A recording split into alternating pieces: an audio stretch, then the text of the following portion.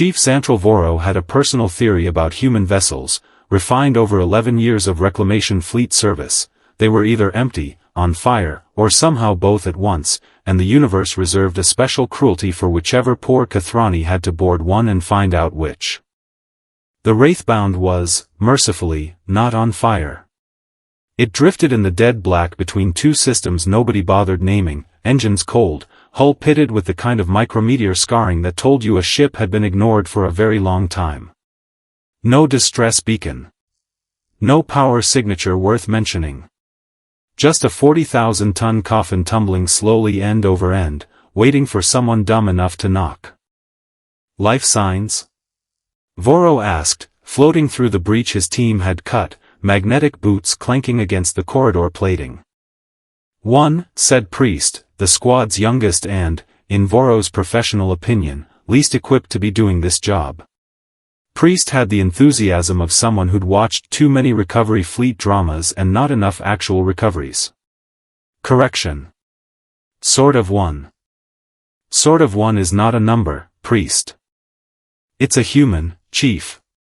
Cryo cell, deep aft. But the vitals are reading 0 across the board. No heartbeat. No brain activity. No respiration. Priest's antennae twitched, the Kathrani equivalent of a shrug. Basically he's a very well-preserved corpse. So we're doing a body recovery. Voro exhaled through his mandibles, already composing the report in his head. Found one deceased human, presumably a black site experiment gone wrong. Please advise on disposal protocol. Please also give me a raise. Wonderful. My favorite. Let's go collect the guy who's definitely, 100%, not going to do anything alarming.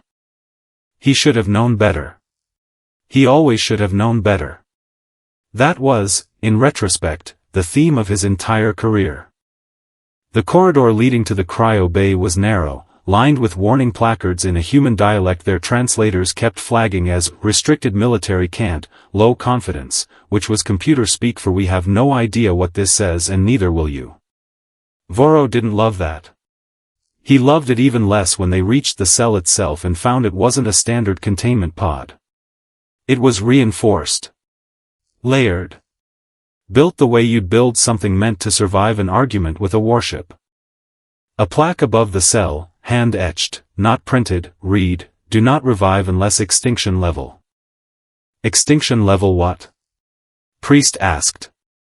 I don't know, Priest, and I would like to keep it that way. Inside, floating in pale amber suspension fluid, was the human. Tag stenciled on the collar of his containment suit read D. Amaro. Middle-aged by human standards, unremarkable in every way except for the sheer, unsettling stillness of him. No slow drift of chest rising and falling. No twitch of muscle. Skin the color of old paper, but not decayed, not rotted, just paused, like someone had taken a photograph of a man and forgotten to let him move again. Definitely dead, Priest said, with the confidence of a man about to be spectacularly wrong. Then why, Voro said slowly, reading the diagnostic panel, does it say his suspension is still active? That was the moment Priest, bless his short and soon-to-be shorter career, reached out and pressed the one button on the panel that every warning placard in 3 languages had just spent the last 10 minutes telling him not to touch. Priest. I wanted to see what it did. That is not a reason. That has never once in the history of the galaxy been a reason. Nothing happened. For 3 full seconds, nothing happened, and Voro allowed himself the brief, treacherous hope that the panel was simply broken, that they'd get to write a boring report and go home and he could yell at Priest in the privacy of the debrief room instead of in front of witnesses who might one day be called to testify. Then the human's eyes opened. No gasp. No heartbeat monitor screaming to life. No dramatic inhale of first breath. He simply opened his eyes, focused on Voro with the mild irritation of a man interrupted mid-nap, and said, in a voice like gravel dragged through static. You're too late. There was a very particular kind of silence that followed those words, the kind made entirely out of 8 Kathrani soldiers simultaneously deciding whether to run, shoot, or faint, and Voro, to his enduring credit, chose none of the above.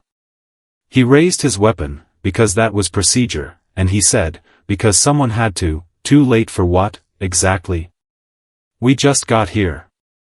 You can't be disappointed in us yet, we haven't even had the chance to disappoint you properly. The human blinked, slow, like a lizard deciding whether you were worth the effort of a second look.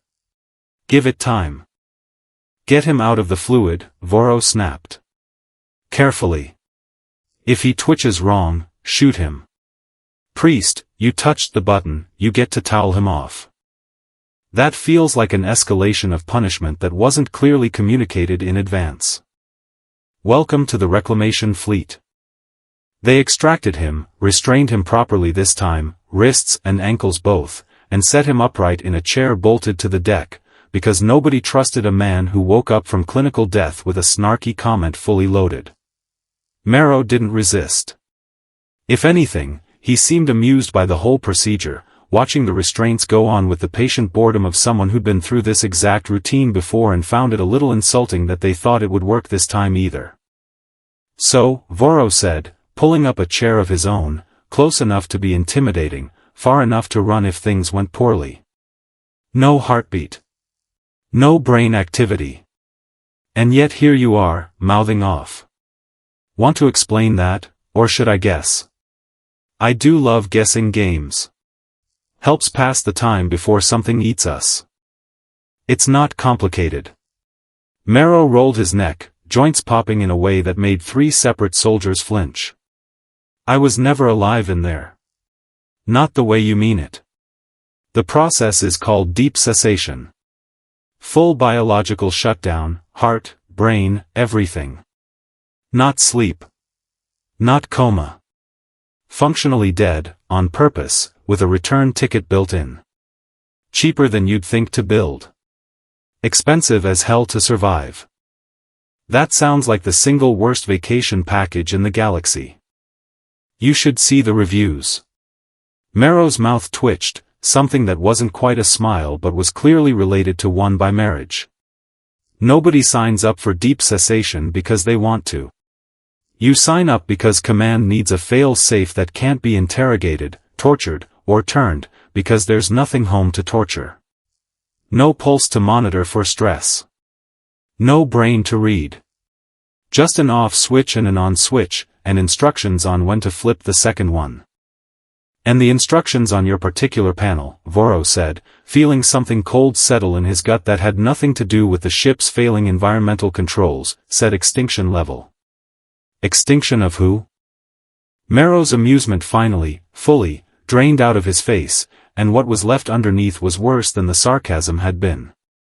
That depends entirely on how long I've been in there. What year is it? Voro told him. Marrow was quiet for a long moment, the particular quiet of a man doing math he didn't want to finish. 41 years, he finally said. Give or take. That's a hell of a filing error. This ship was flagged as lost.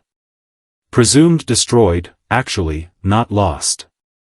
There's a difference and normally I'd care more about it, but I'm distracted by the fact you're talking like a man who knows exactly what's coming and is annoyed we made him wait to say it. You want the short version or the version where I get to be dramatic about it? Given our track record today, let's go short. Priest has already used up the ship's dramatic reveal budget. That is deeply unfair, Priest muttered. Marrow exhaled, and for the first time, something like real fatigue crossed his face, 41 years of it arriving all at once. There was a war. Before your fleet's time, probably, given how you're all looking at me like I invented rudeness. Species called the ossuary choir. Hive mind, distributed cognition, no single kill point, nasty sense of humor about what they did to worlds that resisted assimilation. Humanity fought them for 6 years and won, or thought we did.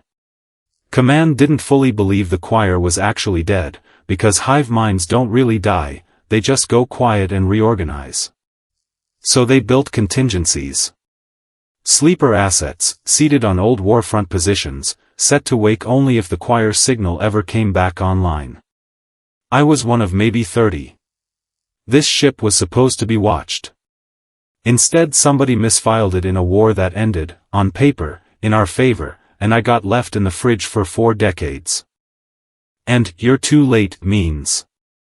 It means you didn't wake me up.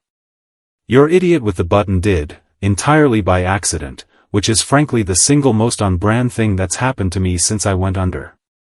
And it means if I'm awake now, it's not because Command finally remembered where they left me. It's because something out there is loud enough that even a 40-year-old dead man's switch is starting to twitch. Voro's translator was, mercifully, still working, because otherwise he might have missed the exact moment his stomach fell out of his body. We've been picking up anomalous chatter for the last 6 days. High frequency, distributed, no clear point of origin. Command flagged it as sensor noise.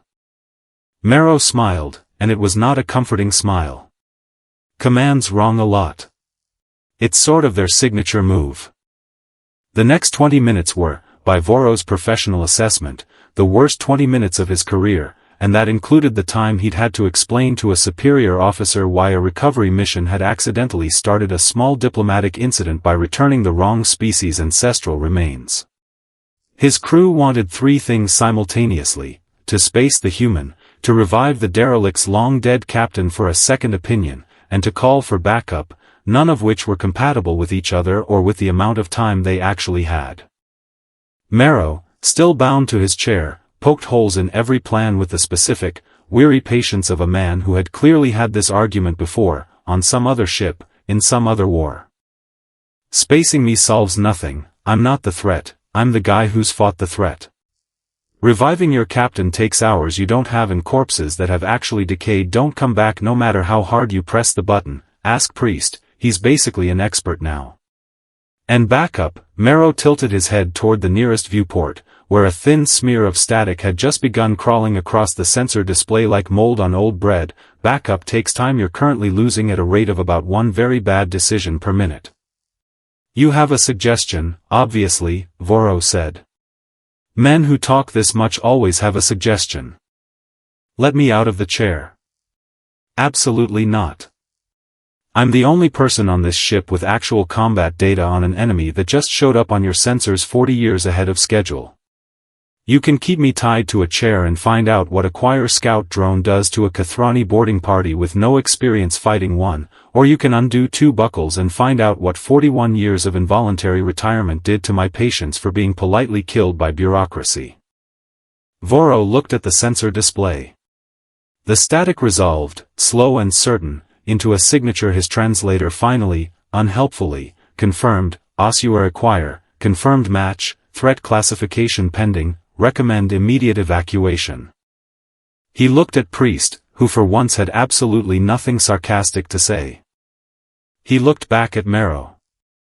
If you do anything I don't like, Voro said, unbuckling the restraints himself, I will personally put you back in that cell and lose the paperwork on purpose. Fair, Marrow said, standing, rolling shoulders that hadn't moved in 4 decades with a fluidity that made no biological sense and every tactical sense. Honestly, healthier filing habits than the last guys. The scout drone breached the hull 90 seconds later, a lean chrome thing bristling with limbs that were less mechanical than grown, and Marrow moved before Voro's team had finished raising their weapons, closing the distance in 3 unervingly precise steps and putting the drone down with a strike to a seam in its plating that Voro would have sworn was reinforced. It convulsed once and went dark. Cessation does something to reaction time, Marrow said, shaking out his hand like it stung. Nobody's figured out why. Probably better nobody does, given how it happened. You say that like it's a good thing. I say a lot of things like they're good things. Occupational hazard of not being allowed to have real feelings about my job for 4 decades.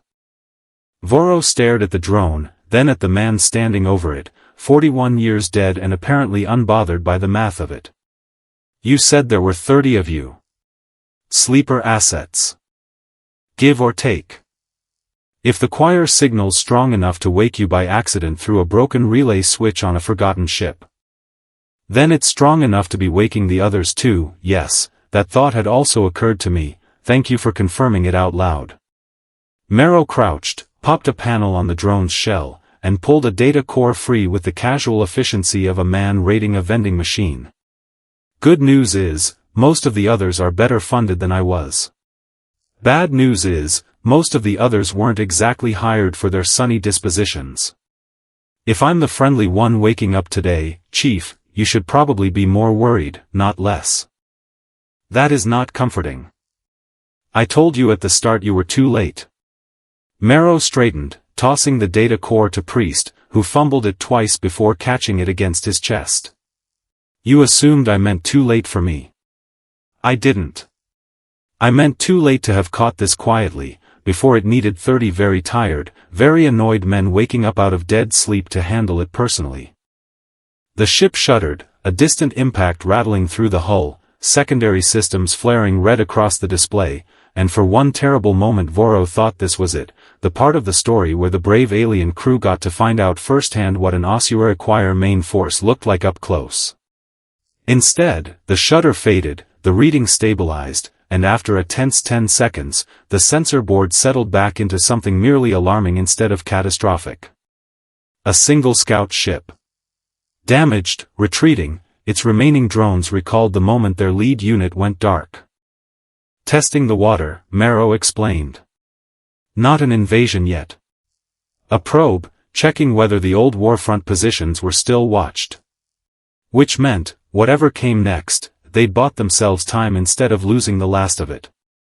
It took 6 more hours to get the Wraithbound system stable enough to broadcast a coherent distress and warning signal, 6 hours in which Marrow answered questions with a patience that visibly cost him something, filled the gaps in the ship's 41-year-old logs, and, against every instinct Voro's species had ever developed about trusting strange, dead then not dead soldiers found floating in derelict military hardware, slowly earned something that wasn't quite trust but was at least its distant, more cautious cousin.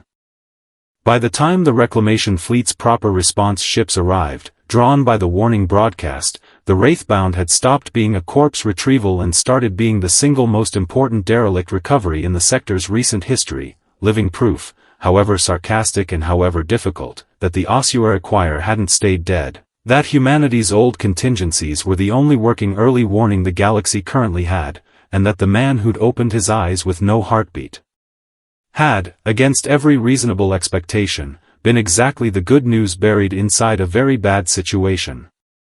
Voro filed his report personally rather than delegating it, which he never did, because he wanted to be precise about the ending, the part that actually mattered.